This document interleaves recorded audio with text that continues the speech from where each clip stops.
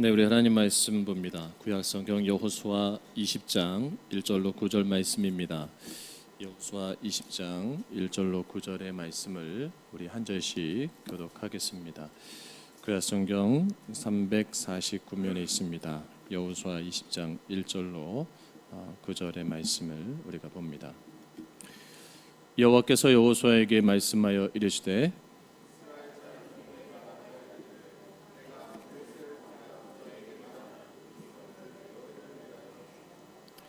부지 중에 실소로 사람을 죽인 자를 그리로 도망하게 하라. 이는 너희를 위해 피해 보복자를 피할 곳이니라.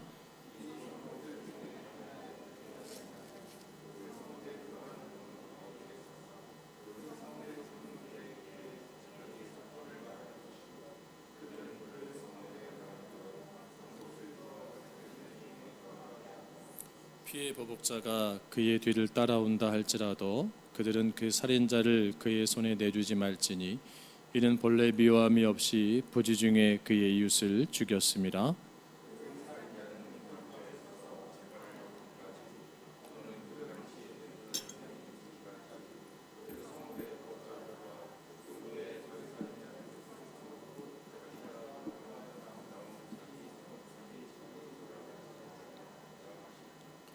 이에 그들이 납달리의 산지 갈릴리 게데스와 에브라임 산지의 세겜과 유다 산지의 기럇 아르바 곧 헤브론과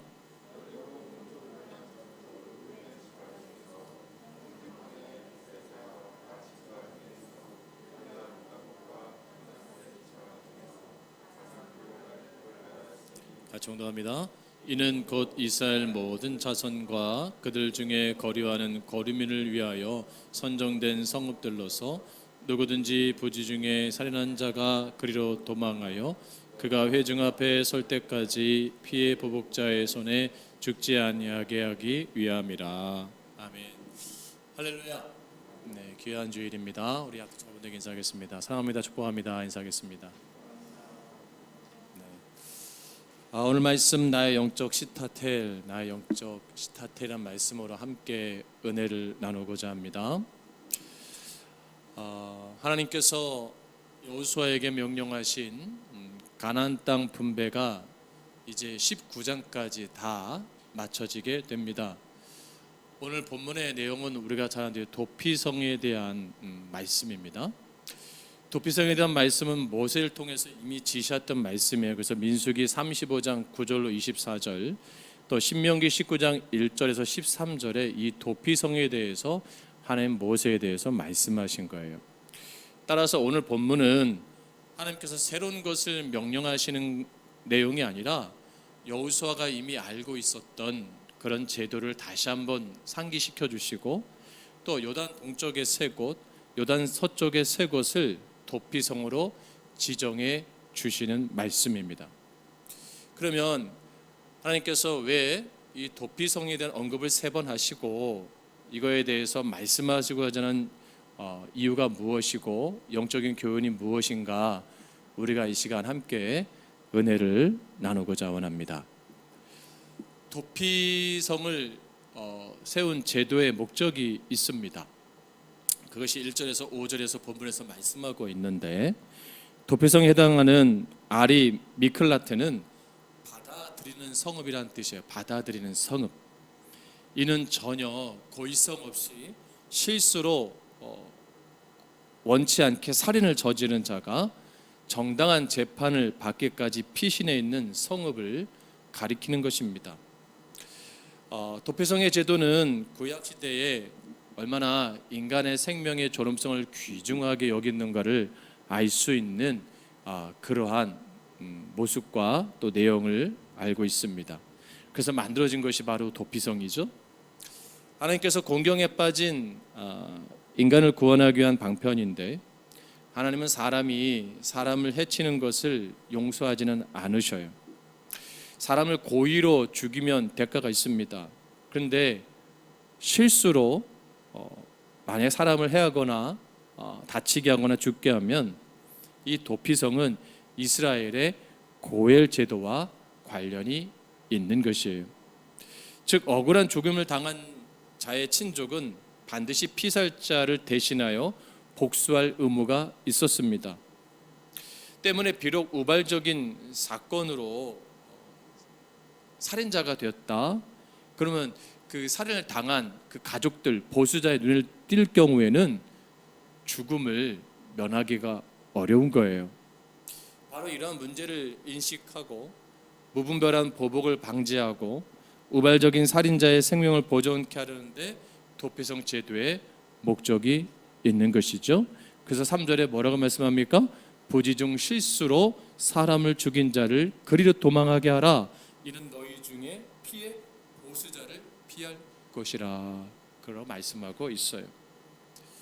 우리는 여기서 한 가지 눈에 띄는 영적 교훈이 있습니다.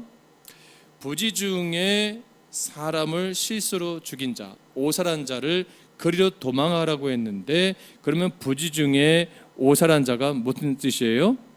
죽이겠다는 의사가 전혀 없이 실수로 다른 사람을 죽인 사람을 말하는 거예요. 자, 이 말을 통해서 우리가 깊이 생각해 봐야 될 것이 있습니다. 왜 하나님께서 부지 중에 사람을 죽인 자를 위해서 일찍이 모세를 통해서 도피성을 만들었을 것을 명령했는가라는 겁니다.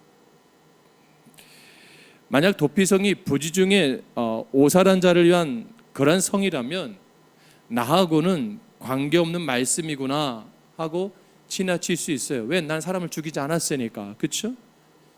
근데 성경은 그 어느 것 하나 나와 관련되어 있지 않은 말씀이 단 한 구절도 없습니다. 다 나와 관련된 말씀이에요. 그리고 그 말씀이 나를 들어보게 하는 영적 거울의 말씀인 거죠. 이것은 뭐냐면 인간이 얼마나 연약한 존재인 것인가를 알라고 하시는 거예요. 사람이 얼마나 연약한 존재인가, 그것을 깨닫게 하는 말씀이에요. 여러분, 우리는요 가끔 착각하는 게 있어요. 목사님, 나 사람을 죽인 적이 없는데요. 그 개념의 기준이 뭐냐는 거죠. 사람을 죽인다는 개념이 뭐냐는 거죠. 우리는 꼭 뭐 누구를 목졸라 살해하고 칼로 찔러 죽이고 뭐 약을 먹여 죽이고 어떤 뭐 고의로 뭐 자사골로 해서 뭐 죽이게 하고 자꾸 어떤 그런 잔인한 것들, 어떤 뉴스에서 접하는 살인을 우리는 자꾸 이렇게 그걸만 살인의 기준을 생각하고 있어요. 근데 우리는 이미 잘 알고 있잖아요. 예수님께서 산상수훈에서 마태복음 5장 22절에 형제에게 나가라고 욕하고 미련한 놈이라고 하는 자도 뭐예요? 이미 살인한 자라고 말씀했어요. 그러면 저와 여러분 여기서 자유했음이 누가 있어요? 엄청나게 우리가 부지 중에 살인을 하고 살아요. 그렇지 않습니까? 내가 던지는 이 말 한마디가 누구의 영혼을 죽일 수도 있어요.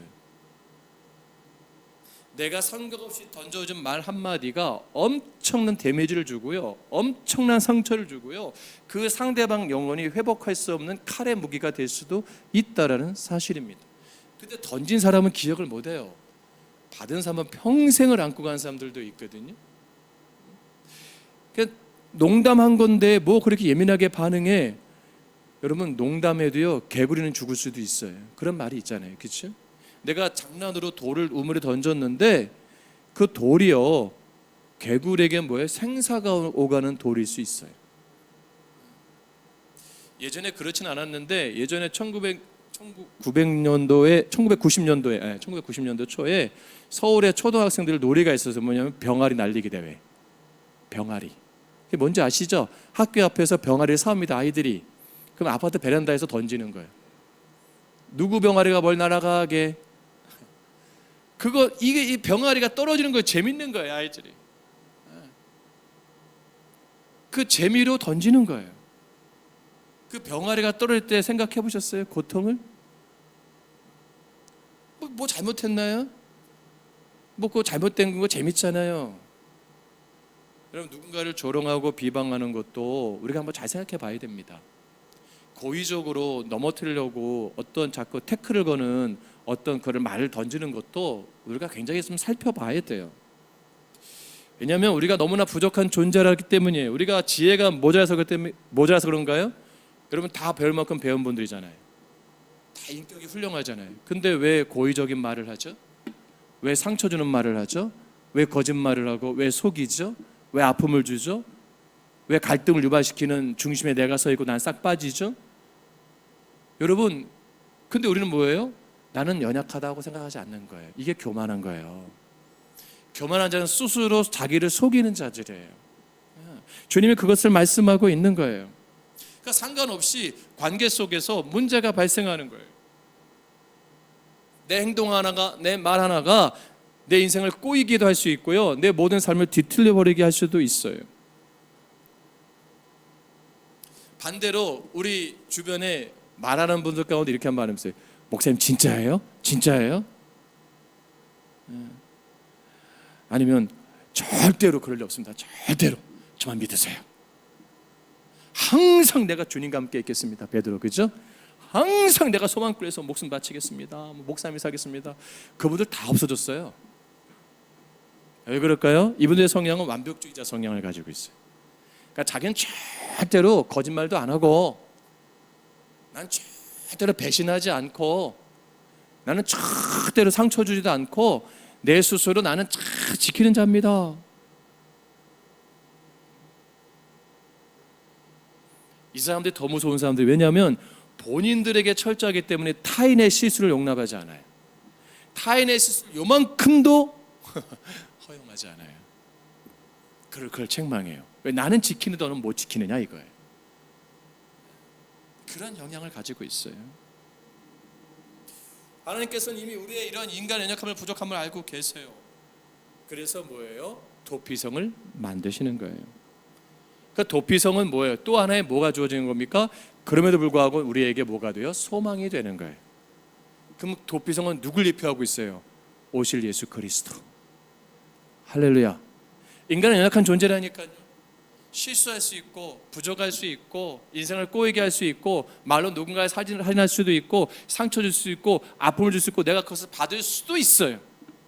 그럼 내가 가야 될 곳, 내가 피할 곳이 어디예요? 도피성, 영적 도피성, 예수 그리스도. 그래서 그분이 오신 거예요. 그러면 교회가 이 시대 가운데 뭐가 돼야 돼요? 이런 영적인 도피성이 돼야죠. 우리 성도들은 뭐예요? 그 영혼들을 맞이할 도피성을 감당할 수 있는 청지 같은 존재로 서 있어야죠. 할렐루야. 네. 왜? 나도 부족한데, 나도 약하니까. 이 안에 들어온 영혼들이 뭐예요? 그곳에서 평안함을 누려야죠. 위기를 느끼는 게 아니라, 불안함을 느끼는 게 아니라, 초조감을 느끼는 게 아니라. 근데 여러분, 교회로 왔을 때 더 불안하고, 더 초조하고, 더 위기감을 느끼고, 더 너무나 함부로 말하고, 함부로 평가하고, 상처받으면 교회 기능이 무너지는 거죠. 자정 기능이 상실되는 거죠. 그건 예수가 없는 교회예요. 오직 사람만 있는 교회입니다. 간혹 이런 분들의 말을 들어요. 목사님에게 상처받아서 교회 떠났다고. 저는 왜 그럴까 여러 번 생각해봤어요. 목사는 말을 너무 신앙적으로, 영적으로, 직설적으로 해버리는구나. 공감 능력, 소통 능력 떨어지고 너무 일방적 메시지만 해서 상처받는 게 아닐까도 생각을 했고요.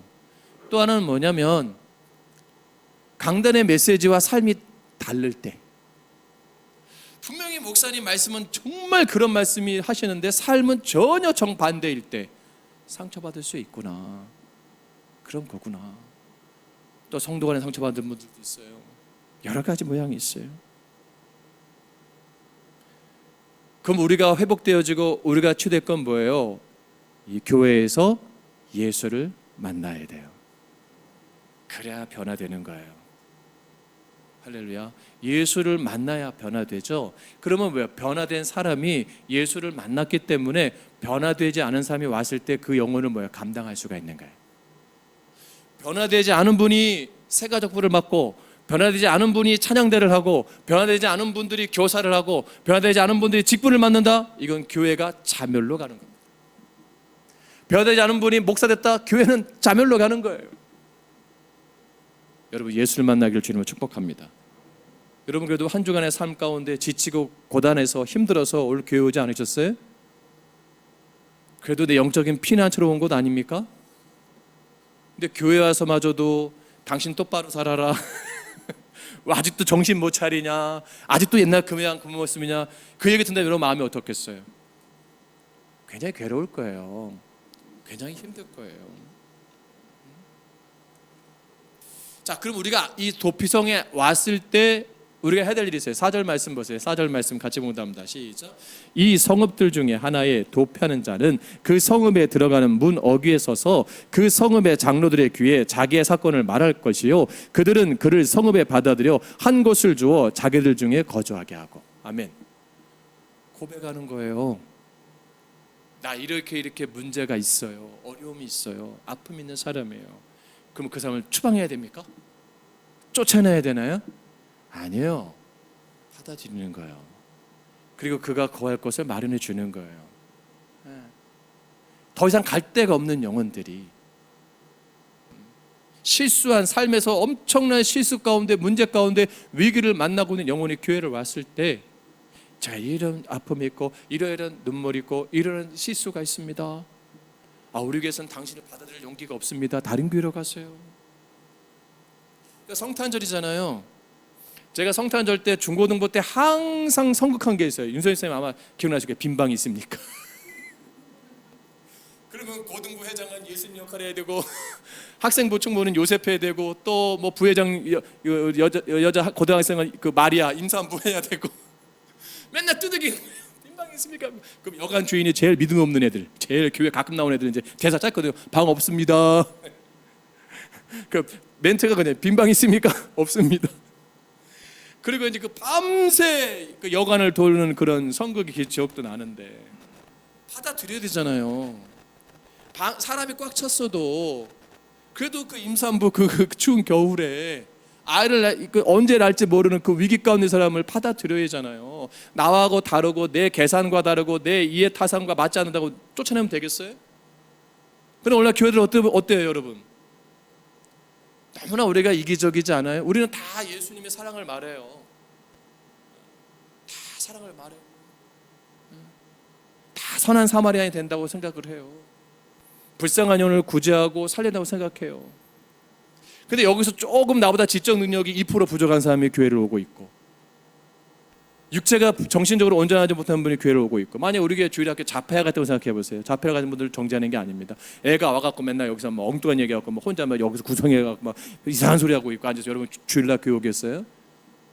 제 방해꾼이라고. 근데 우리는 그리스도의 사랑을 말한단 말이에요. 우리의 상처받은 사람도 있어요. 이혼한 가정도 있을 수 있고 뭐 자녀가 뭐 평생 부모 안 보는 가정일 수도 있고 배신당한 사람도 있고 사업체에서 내 직원이 그 사업의 모든 걸 횡령하고 도망가서 내 사업이 망한 사람도 있을 수 있고 우린 여러 가지 아픔이 있단 말이에요. 근데 그것을 우리가 받아들일 용기가 있냐는 거죠. 교회는 받아들일 용기가 있어야 됩니다. 할렐루야. 그리고 그것을 말할 수 있는 공동체가 되어야 돼요. 그걸 정죄하는 공동체가 아니라 그 아픔을 치유하고 회복될 수 있는 공간을 마련해 줘야 돼요. 그게 도피성이고 그게 교회예요. 수고하고 무거운 짐자들아 다 내게로 오라 내가 너희를 쉬게 하리라. 그 주님 앞에 나올 수 있는 우리는 다 상처받고 주님께 왔잖아요. 근데 항상 우리는 뭐냐면 나는 관대한데 타인에게 관대하지 않아요. 제가 퀴즈 하나 낼까요? 전에 한번 냈었는데 나에겐 관대한데 타인에게 관대하지 않은 게 있어요. 방귀입니다. 방귀. 우리 그렇게 생각하는 줄 내 방구는 아주 멜로디요. 근데 내가 사랑하는 가장 내 남편의 방귀 소리도 극복하지 못하고 그렇지 않습니까?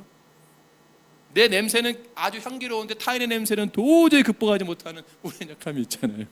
다행히 점심 식사가 없으니까 다행이네.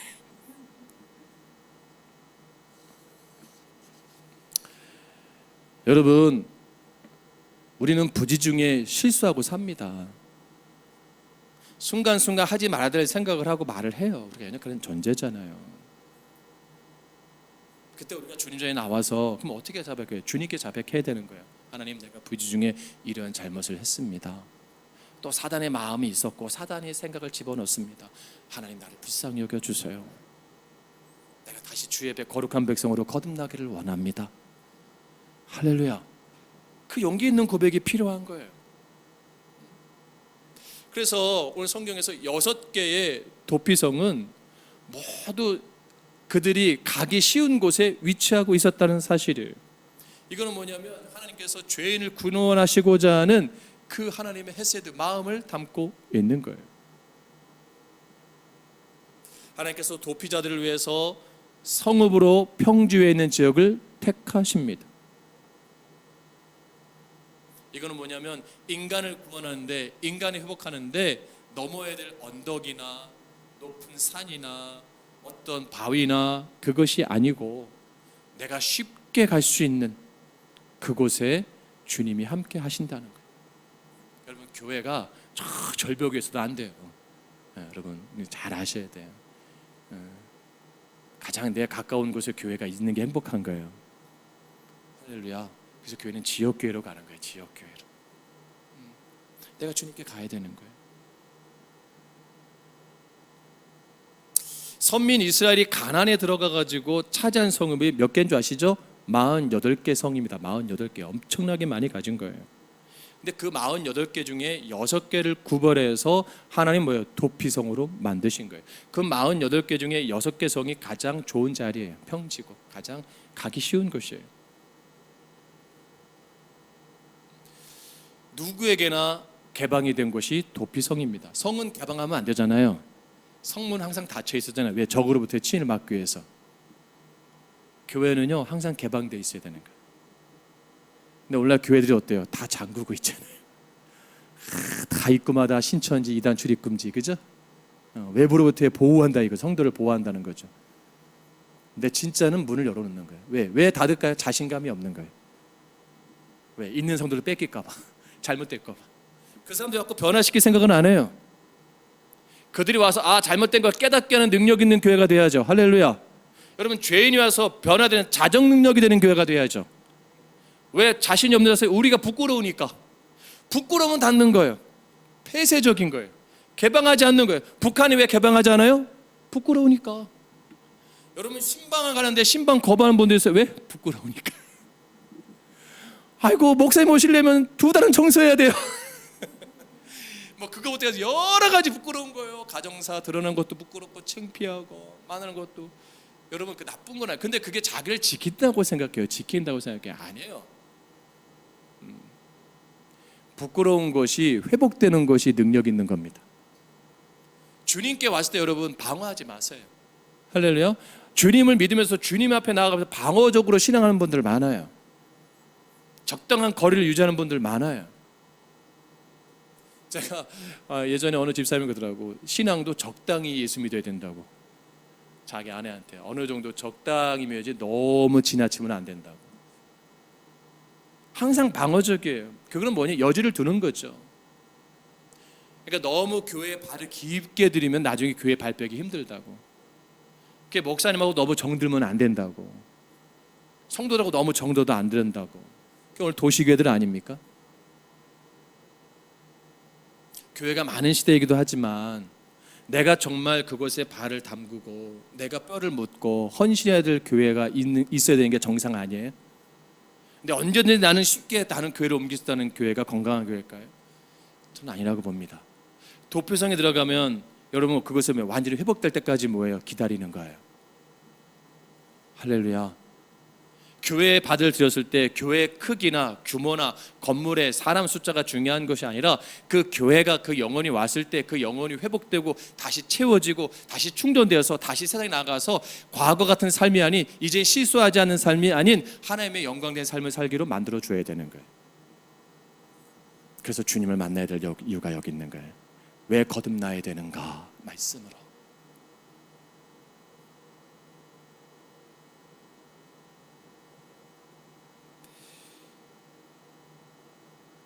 여러분, 또 하나는 도피성이 가는 데는 14m 길이었어요. 그러니까 항상 14m 거리에 성읍이 존재하고 가까웠던 거예요.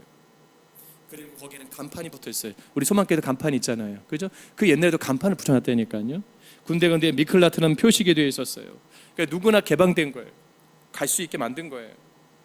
거기만 가면 놀라운 게 뭔지 아세요? 과거를 묻지 않아요. 절대 어떤 삶을 살았는가 묻지 않습니다. 제가 95년대 대천덕 신부님 계실 때 태백에 예수원을 갔었거든요. 그래서 한 일주일 정도 친구들하고 이렇게 봉사활동한 적이 있었어요. 근데 거기가 이제 공동체 생활을 하는 곳인데 그 공동체 생활에 금기어가 있습니다. 절대 과거에 여기 들어오기 전에 뭐 했습니까? 묻는 게 없어요.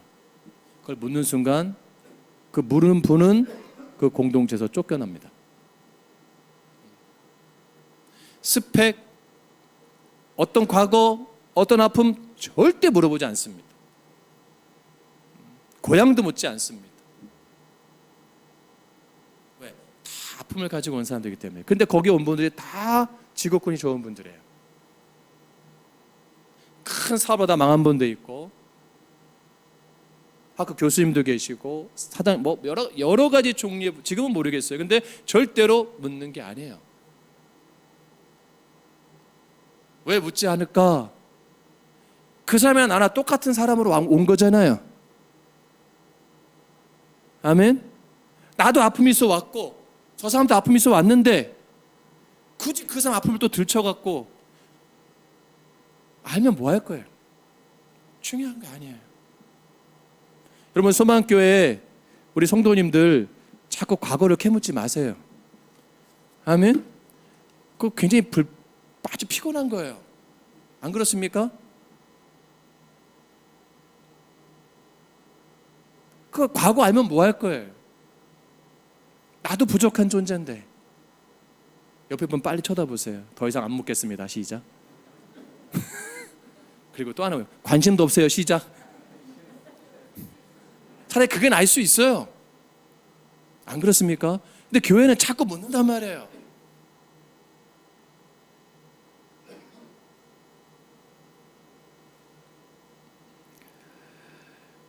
우리가 하나님의 은혜를 입고 하나님의 사람으로 온전해지기 위해서 우리가 얼마나 많은 것들을 준비해야 되는가를 성경은 말씀하고 있는 거예요. 내가 교회 공동체 안에서 새로운 영혼에게 상처 주는 사람이란인가를 잘 생각해 보셔야 돼요. 또 도피성에 들어온 자가, 여러분 중요한 게 있잖아요. 그 도피성에 오기 전에 삶의 모습을 유지하고 있는가? 아닙니다. 자기를 반성하고 반성하는 거예요. 자기를 살피는 겁니다. 그리고 그런 실수를 하지 않도록 나를 늘 조심하는 거예요.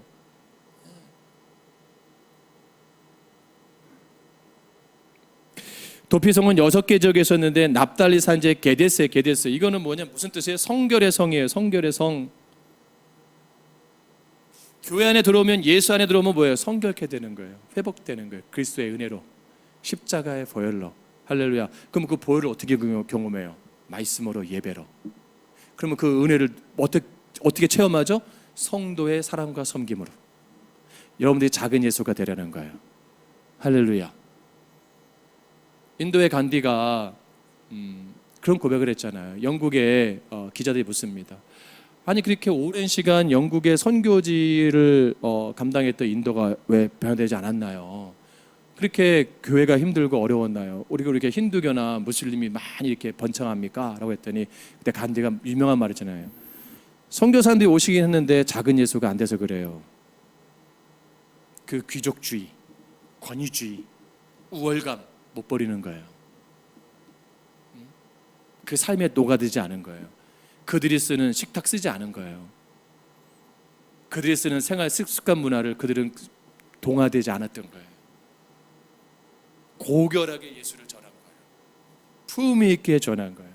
그리고 그 시중들이 인도인들이 많은 하층 계급들이 그들을 섬기는 일 가운데 그들은 그것을 그대로 당연하게 생각했던 거죠. 복음은 전하는데 삶이 녹아있지 않는 거예요.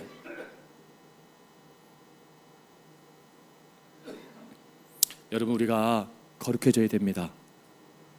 할렐루야. 그 교회는 거룩한 공동체예요. 영적인 공동체예요. 두 번째로 뭐가 있습니까? 에브라임 산지의 세겜이에요. 세겜. 세겜은 무슨 뜻이에요? 힘이란 뜻이에요. 힘이란 뜻.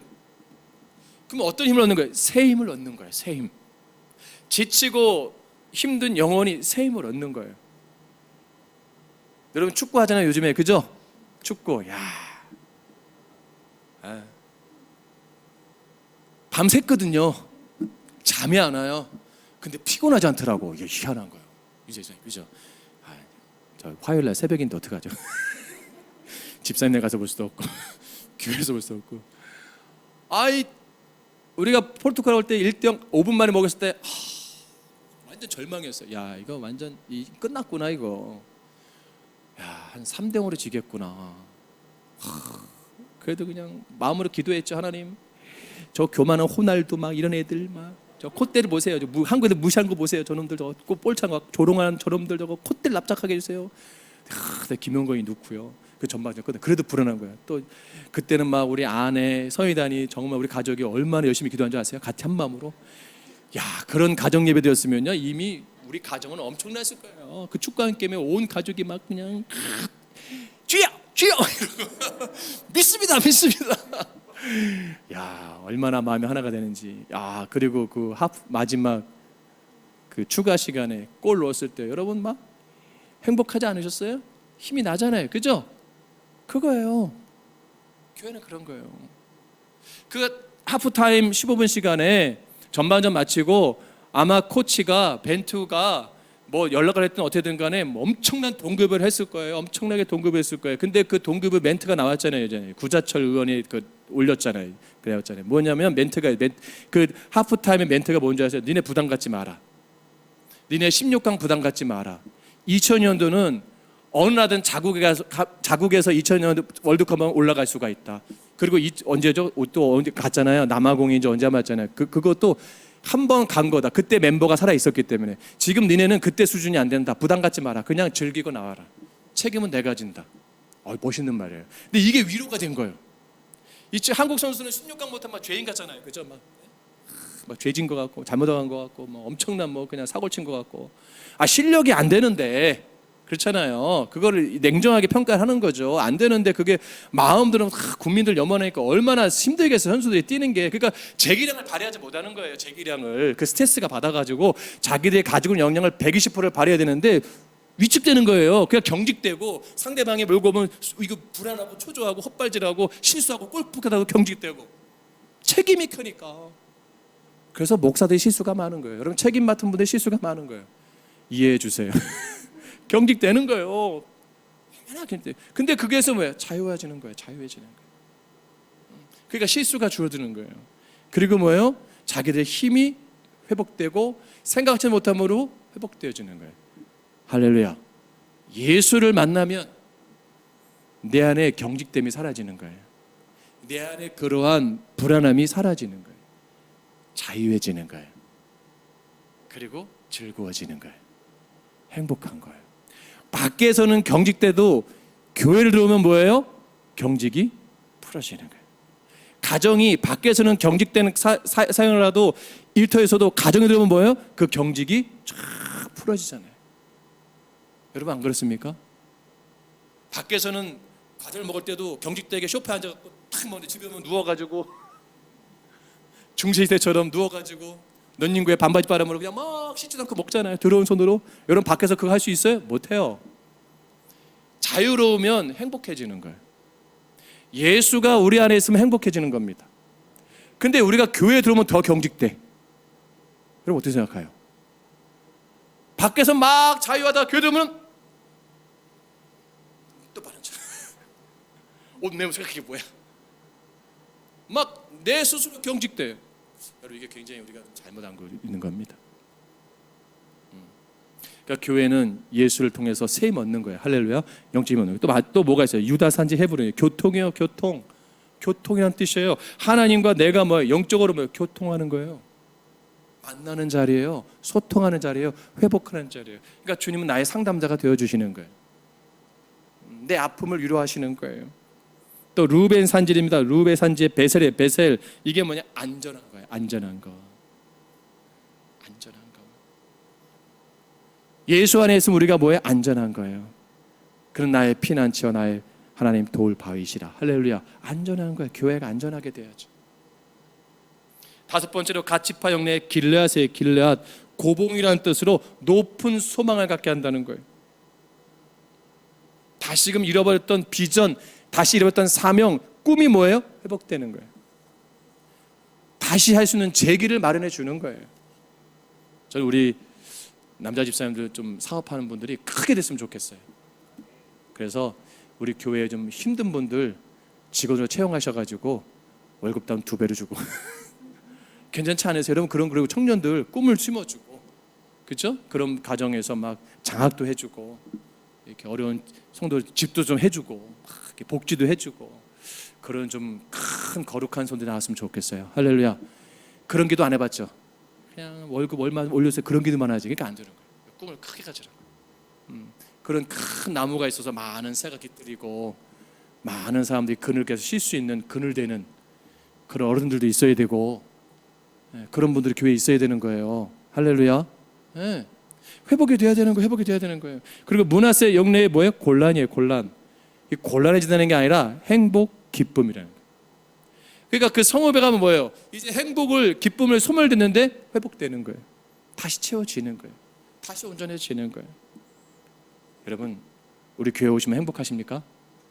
기쁘세요? 근데 여러분 얼굴 보면 전혀 안 기뻐 보여요. 웃으세요. 할렐루야.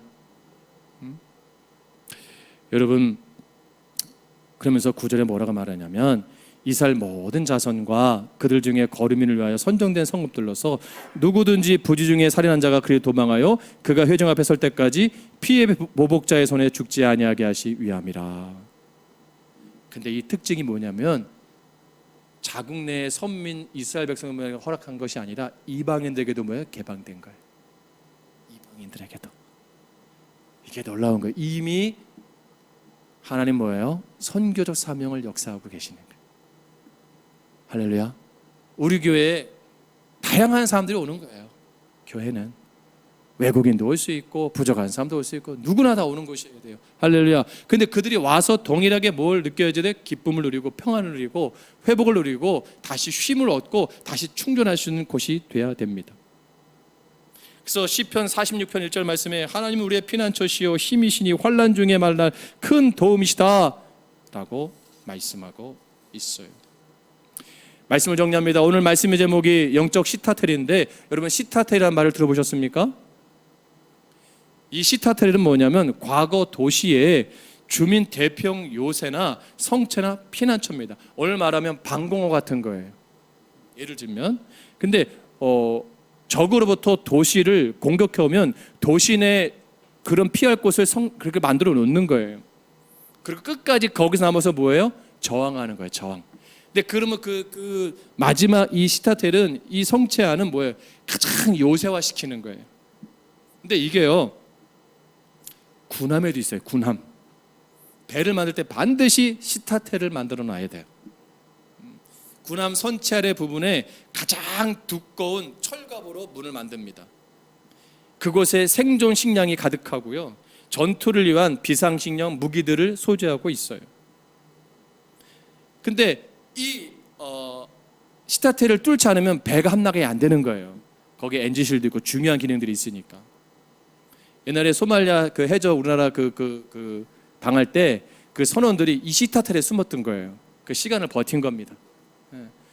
그래서 13mm의 두꺼운 철판으로 문이 되어 있고 지금도 마찬가지. 이게 우리나라 배를 만들 때 어떤 그런 뭐 큰 배를 만들 때 이걸 다 만들어 놓는 거예요. 끝까지 버티는 거예요. 구조에 올 때까지. 여러분 세상도 그렇게 방공호도 만들고 배도 그런 피할 곳을 만들어요. 그리고 그럴 곳을 대피할 곳을 만들어 놓거든요. 여러분에게 여러분 인생 가운데 정말 내 가정도 피할 곳이 안 되고 내 일터도 피할 곳이 안 되고 내 삶의 질가 피할 곳이 안 된다. 그럼 우리가 가야 될 곳이 어디예요? 예수 그리스도 교회입니다. 할렐루야. 교회마저도 피할 곳이 안 된다면 어떻겠어요?